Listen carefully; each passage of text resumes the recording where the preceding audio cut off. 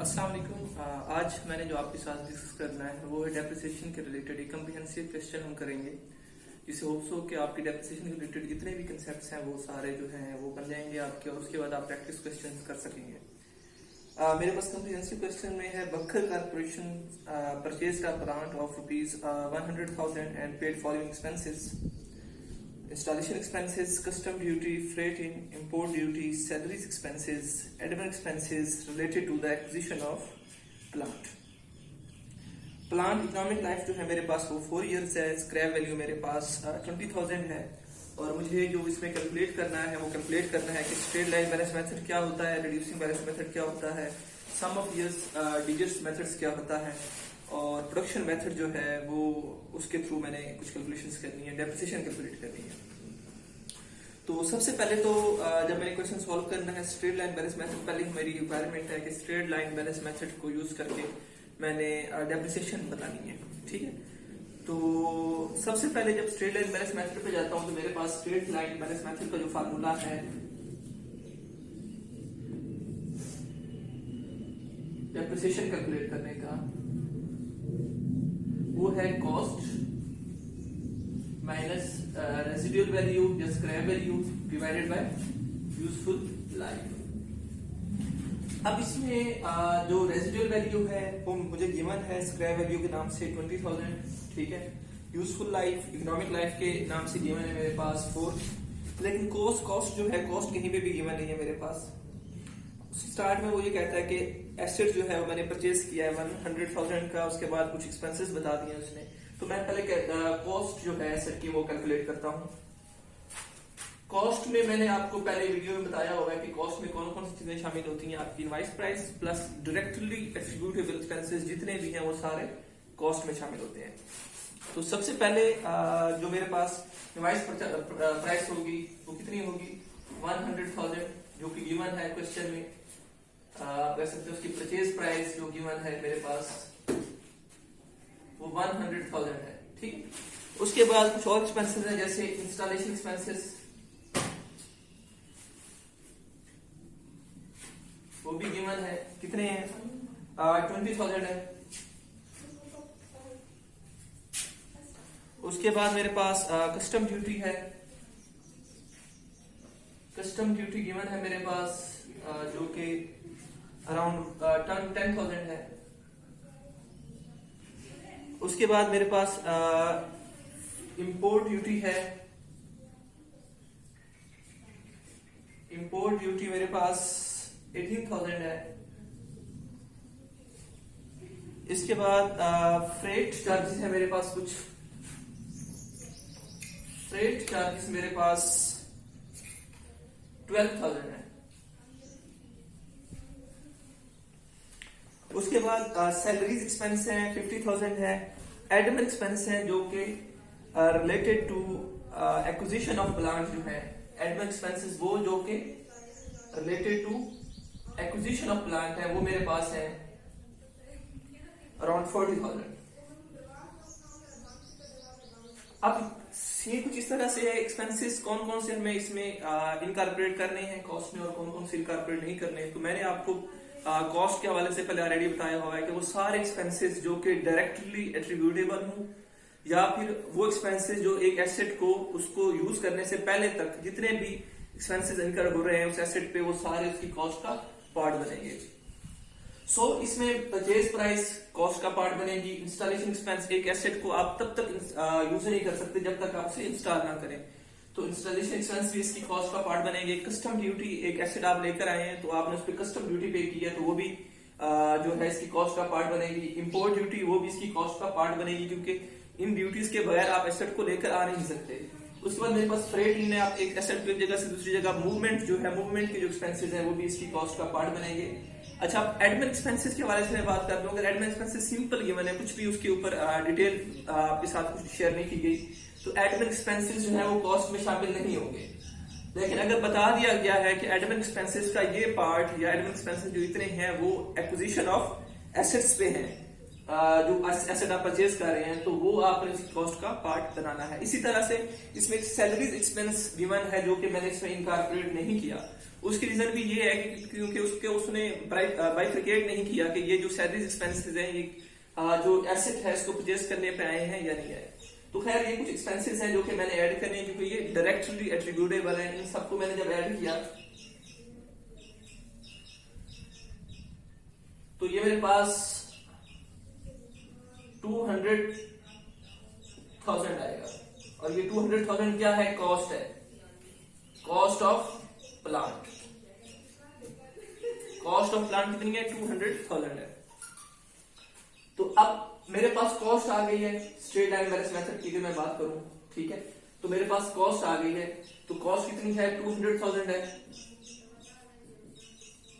Residual value जो कि given है मेरे पास वो गालिबन 20,000 है और यूजफुल लाइफ 4। लेट्स कैलकुलेट कि इसकी डेप्रिसिएशन जो है वो कितनी आती है।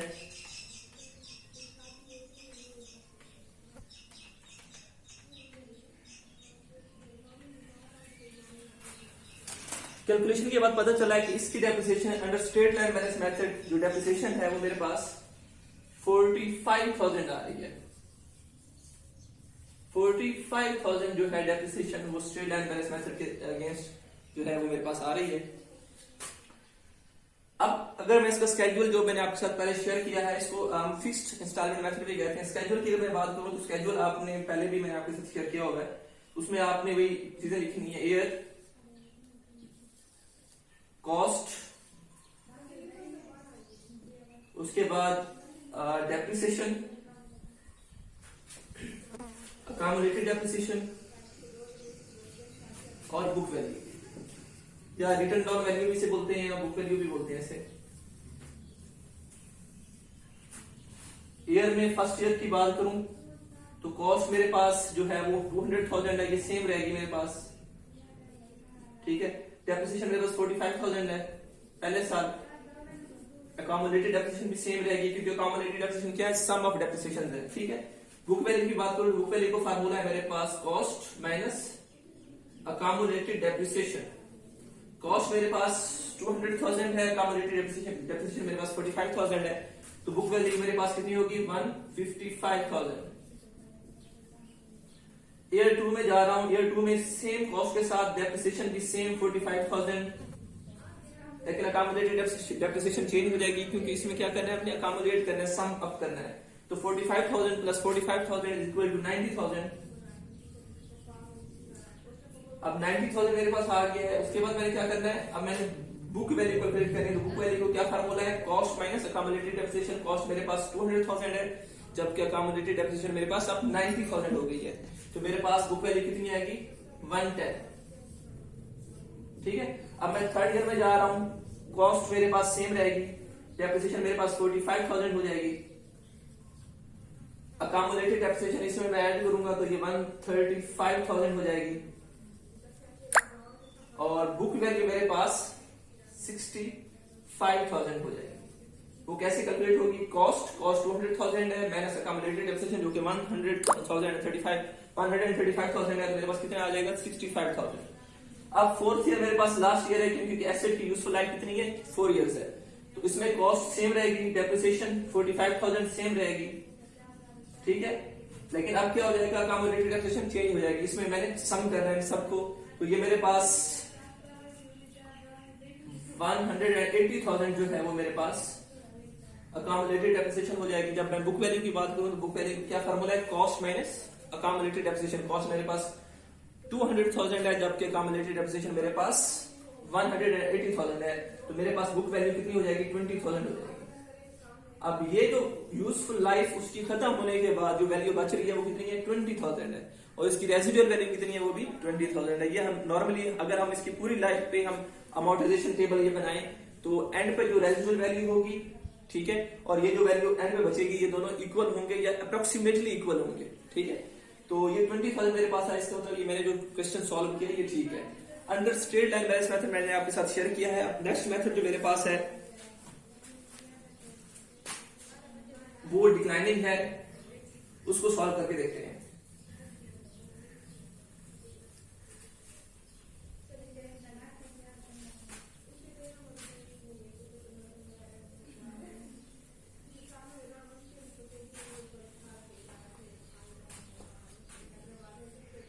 डिक्लाइनिंग बैलेंस मेथड के अगेंस्ट इसको मैं सॉल्व करने की कोशिश कर रहा हूं। डिक्लाइनिंग बैलेंस मेथड का फार्मूला है मेरे पास रेट ऑफ डेप्रिसिएशन कैलकुलेट करने का 1 माइनस एन एस और सी। एन नंबर ऑफ ईयर्स को करता है शो, एस मेरे पास स्क्रैप वैल्यू को शो करता है, सी मेरे पास कॉस्ट को शो करता है। एन नंबर ऑफ ईयर्स को, एस स्क्रैप वैल्यू को, सी कॉस्ट को। ठीक है, अब R is equal to 1 minus N मेरे पास 4 है,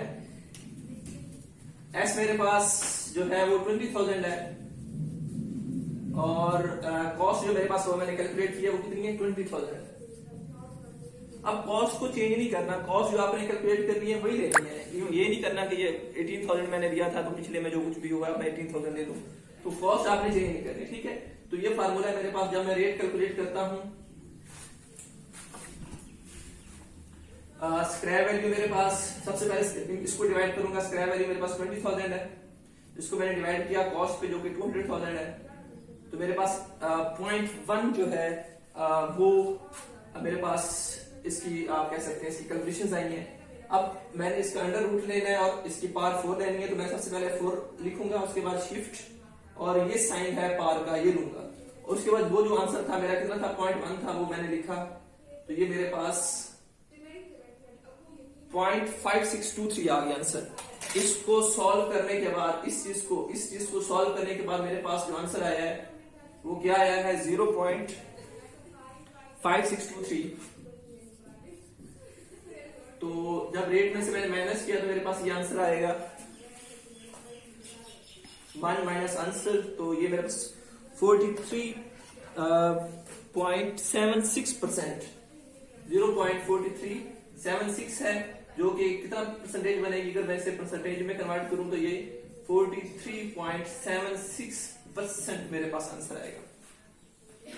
ये रेट ऑफ डेप्रिसिएशन है। अब मैंने रेट ऑफ डेप्रिसिएशन कैलकुलेट कर दिया। मैं सेम वो जो स्केड्यूल है वो जो अगेन बनाऊंगा आपको समझाने के लिए।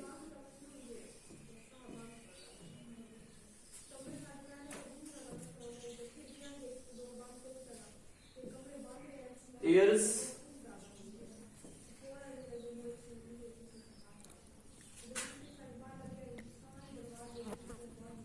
depreciation rate,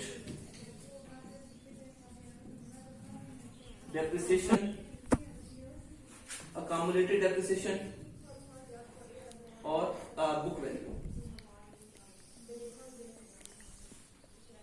ईयर मेरे पास जो है वो फर्स्ट डेप्रिसिएशन रेट मेरे पास 43.76%।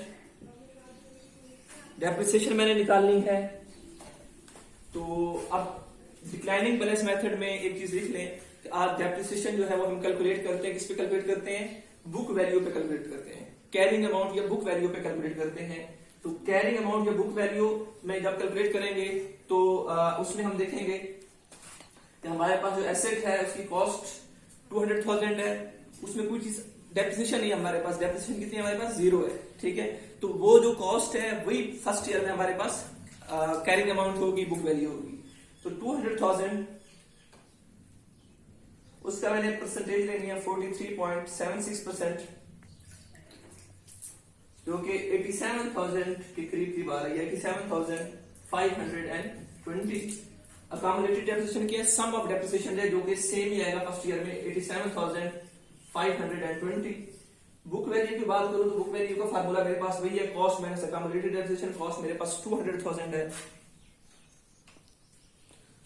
तो 200,000 माइनस 87,520, तो मेरे पास बुक वैल्यू कितनी आ जाएगी 100,000 एंड 112,000।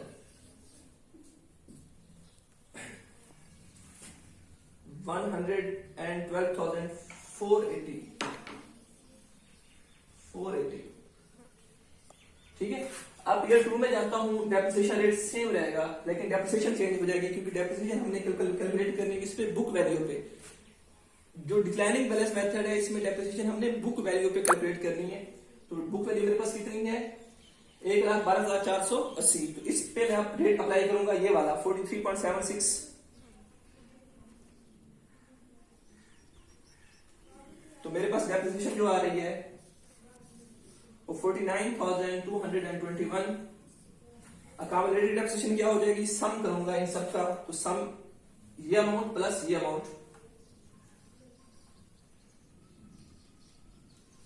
तो मेरे पास अकाउमुलेटेड डेप्रिसिएशन सेकंड ईयर में जो आ रही है 136,741। तो बुक वैल्यू कितनी हो जाएगी, कॉस्ट माइनस अकाउमुलेटेड डेप्रिसिएशन। कॉस्ट मेरे पास 200,000 है, तो ये 63,258 जो है ये मेरे पास बुक वैल्यू आएगी सेकंड ईयर के एंड पे। थर्ड ईयर की बात करूं, रेट सेम रहेगा। डेप्रिसिएशन कैलकुलेट करूंगा, डेप्रिसिएशन रेट क्या 43.76%, किस पे कैलकुलेट करूंगा, बुक वैल्यू पे कैलकुलेट करूंगा। वो मैंने कैलकुलेट किया,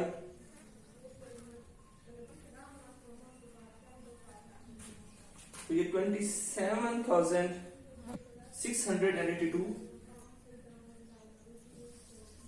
अकाउमुलेटेड डेप्रिसिएशन में इसको ऐड कर दूंगा मैं साथ,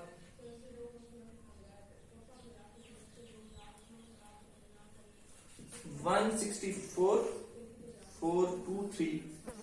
ये मेरे पास अकाउमुलेटेड डेप्रिसिएशन आई है। उसमें से अब मैंने बुक वैल्यू निकालनी है, तो वो मैंने कैलकुलेट की।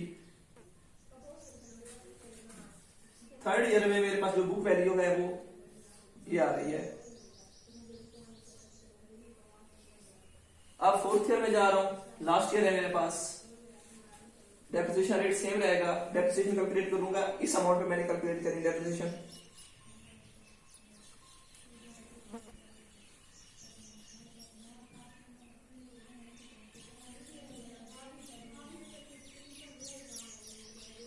इसमें मैं ऐड कर दूंगा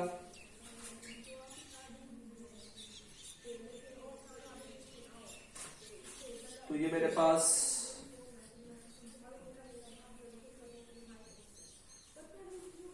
ये अकाउमुलेटेड डेप्रिसिएशन आ जाएगी। और उसके बाद बुक वैल्यू जब मैं कैलकुलेट करूंगा तो ये 20,000 और साथ कोई 8 रुपए के करीब आ रही है। तो ये जो 8 रुपए आ रही है, बेसिकली जो रेट है वो हमने कुछ एडजस्ट किया, इसके बाद में कुछ फिगर्स थी, तो इस वजह से 8 रुपए का जो है वो डिफरेंस आ रहा है। अदरवाइज ये नॉर्मली सेम आती है। तो ये डिक्लाइनिंग बैलेंस मेथड था जो मैंने आपके साथ डिस्कस किया है। अब मैं नेक्स्ट आपके साथ डिस्कस करने लगा हूं वो सम ऑफ ईयर डिजिट्स मेथड है।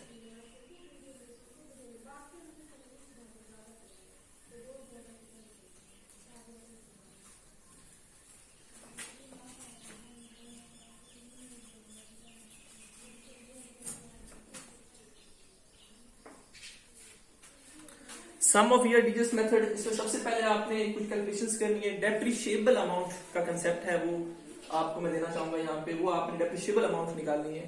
तो डेप्रिशिएबल अमाउंट का फार्मूला है cost minus residual value. Cost मेरे पास 200,000 है, रेजिडुअल वैल्यू मेरे पास 20,000 है। तो डेप्रिशिएबल अमाउंट कितनी होगी,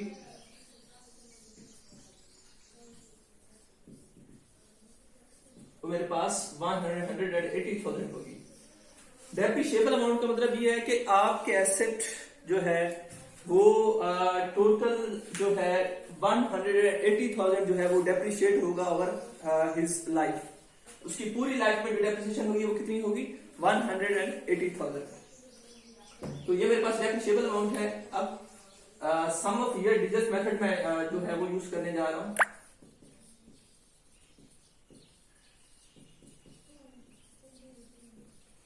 उसका फार्मूला ये है कि जितने साल हैं उन सबको ऐड कर दो। जैसे कि इस क्वेश्चन में जो एसेट की यूजफुल लाइफ है या इकोनॉमिक लाइफ है वो कितनी 4 है।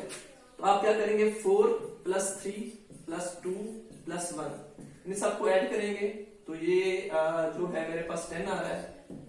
और अब आप क्या करेंगे, इसके बाद जब 10 आ जाएगा आपके पास, आप एक वही टेबल बनाएंगे। टेबल ना बनाए वैसे इसकी वर्किंग कर लें। आप क्या करेंगे, डेप्रिसिएशन आप कैलकुलेट कर रहे हैं, डेप्रिसिएशन ठीक है 4/10। सबसे पहले ये वाला साल 4 / 10 मल्टीप्लाई बाय डेप्रिशिएबल अमाउंट कितनी है 180,000। पहला साल, दूसरा साल, जब कितना है मेरे पास, ईयर 3 है, 3/10 multiply by 180,000। Year third year में क्या करेंगे, 2 डिवाइडेड बाय 10 मल्टीप्लाई बाय 180,000। और लास्ट ईयर में क्या करेंगे, 1/10 मल्टीप्लाई बाय 180,000। 4 डिवाइड करेंगे 10 पे और उसको मल्टीप्लाई करेंगे 180,000। आपके पास 72,000 जो है वो पहले साल डेप्रिसिएशन आएगी।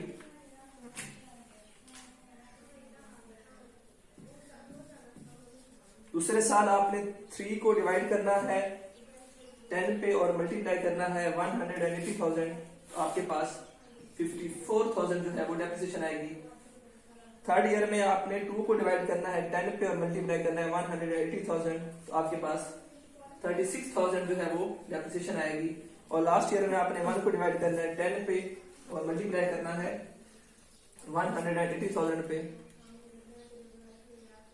तो आपके पास 18,000 जो है वो डेप्रिसिएशन आएगी। अब आप क्या करें, सिंपल स्केड्यूल बनाएं। स्केड्यूल में भाई ईयर, डेप्रिसिएशन, कॉस्ट,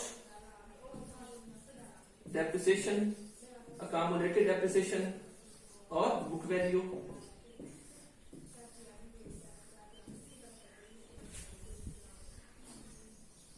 ईयर मेरे पास 1 है, कॉस्ट मेरे पास 200,000 है, डेप्रिसिएशन मेरे पास फर्स्ट ईयर में 72,000 है, अकामुलेटेड डेप्रिसिएशन इतनी हो जाएगी, बुक वैल्यू चेंज हो जाएगी, cost minus accumulated depreciation, cost मेरे पास 200,000 है, डेप्रिसिएशन मेरे पास 72,000 है। तो ये मेरे पास 128,000 आ जाएगा। सेकेंड ईयर में मैंने क्या करना है, कॉस्ट सेम रखनी है भाई, डेप्रिसिएशन मेरी अब कितनी है, 54,000 है, अकामुलेटेड डेप्रिसिएशन मेरी चेंज हो जाएगी, 1,26,000 डेप्रिसिएशन होगी मेरे पास। और बुक वैल्यू मेरे पास कितनी होगी, 74,000। थर्ड ईयर है, सेम कॉस्ट, डेप्रिसिएशन मेरे पास ये कैलकुलेट किया मैंने 36,000, अकामुलेटेड डेप्रिसिएशन मैं इसमें ऐड कर दूंगा 162। और जो मेरे पास बुक वैल्यू होगी वो 38,000 बचेगी। यार 4 की बात करूं तो सेम ये रहेगा, कॉस्ट सेम रहेगी, डेप्रिसिएशन मेरे पास 18,000 है, तो ये मेरे पास 180,000 हो जाएगा। और ये मेरे पास 20,000 जो बुक वैल्यू बनेगी। तो बुक वैल्यू एंड पे क्या आ रही है, फोर्थ ईयर में 20,000 आ रही है। मेरे पास रेजिडल वैल्यू कितनी है, वो भी 20,000 है। अब लास्ट मेथड है मेरे पास, वो मैं आपके साथ डिस्कस करता हूँ यूनिट्स ऑफ प्रोडक्शन के हवाले से।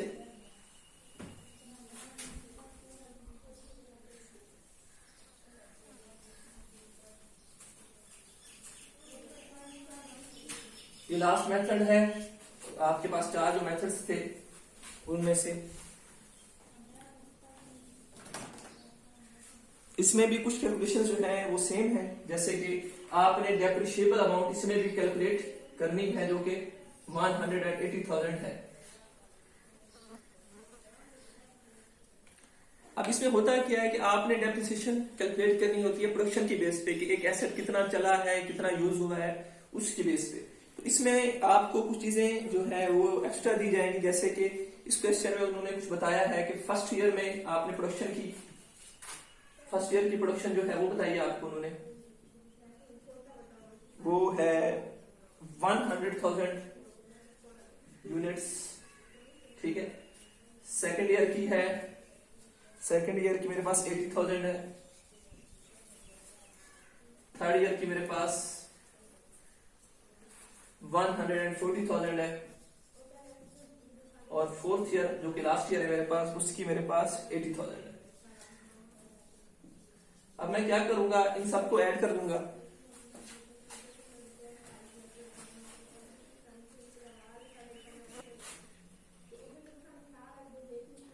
$140,000 प्लस 80,000, तो ये 400 400,000 टोटल यूनिट्स जो मैंने प्रोड्यूस किए वो कितने की 400,000। ठीक है, तो अब अगर मैं डेप्रिसिएशन निकालूं तो कैसे निकालूंगा मैं 100,000 डिवाइडेड बाय टोटल यूनिट्स कितने हैं 400,000, इसको मल्टीप्लाई करूंगा इस रेट के साथ तो मेरे पास डेप्रिसिएशन आती जाएगी। इसको भी 80,000 डिवाइडेड बाय 400,000, इसको मल्टीप्लाई करूंगा इसके साथ तो मेरे पास डेप्रिसिएशन आती जाएगी। इसमें भी सेम,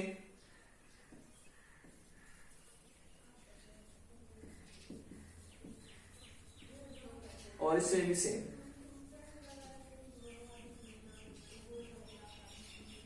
ठीक है, अब डेप्रिसिएशन मैंने कैलकुलेट करनी है।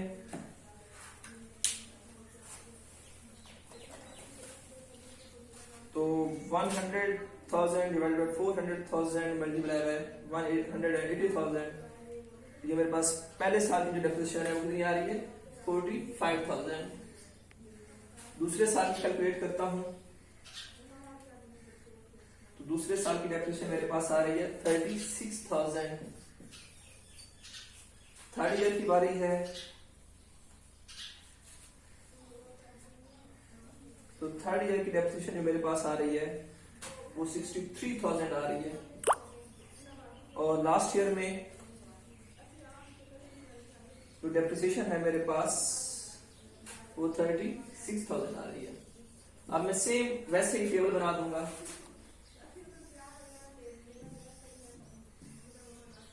Year cost depreciation, accumulated depreciation और बुक वैल्यू।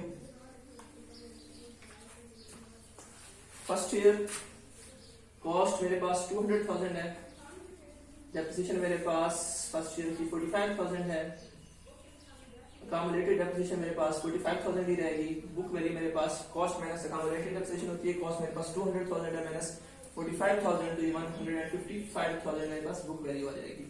सेकंड ईयर में जा रहा हूँ, सेम कॉस्ट के साथ डेप्रिसिएशन मैंने चेंज की 36,000 से, और 36,000 प्लस 45,000 तो ये मेरे पास 81,000 अकामुलेटेड डेप्रिसिएशन आ जाएगी। उसके बाद माइनस अकामुलेट बुक कॉस्ट करूंगा तो मेरे पास बुक वैल्यू आ जाएगी जो कि ये है। थर्ड ईयर में सेम कॉस्ट डेप्रिसिएशन मेरे पास 63,000,